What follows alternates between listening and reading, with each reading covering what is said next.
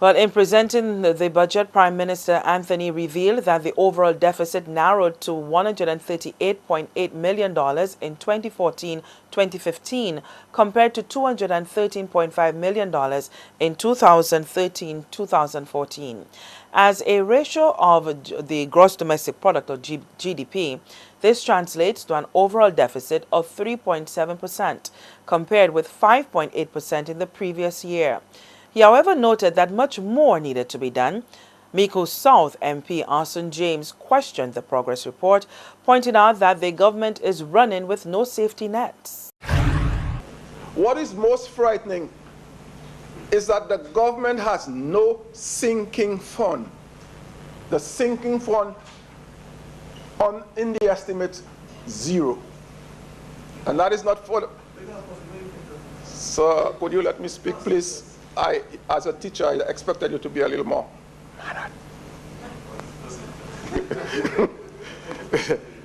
We have no sinking fund, there is zero. Last year there was no sinking fund. We have no reserve funds to draw down upon. And in the estimates, Mr. Speaker, in fact, let me just read what, in the estimate, it is stated that the reserve accounts are not currently in use. That is what is stated in the estimate. The reserve accounts are not currently in use, which means that we don't have an account. If it's not currently in use, it's closed.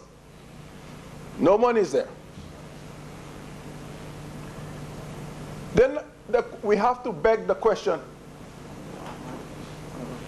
where are our safety nets in case of a disaster? And you know, because one of the challenges, and let me go back to it, the third one, high vulnerability due to economic natural shocks.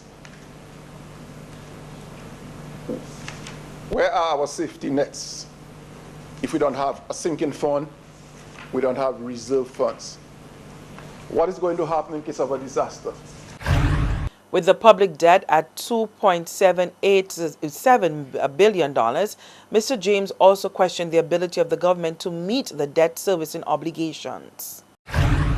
In 2014-2015, interest payment and exchange stood at $136.6 million. In 2015 to 2016, it is expected to move up to $165.4 million. The principal payment was $71.8 million, and in 2015-2016, it is expected to move up to $119.6 million. So it means that as if we continue to borrow, then of course our debt servicing will also increase. And that is going to put added burden to our limited resources. Mr. Speaker,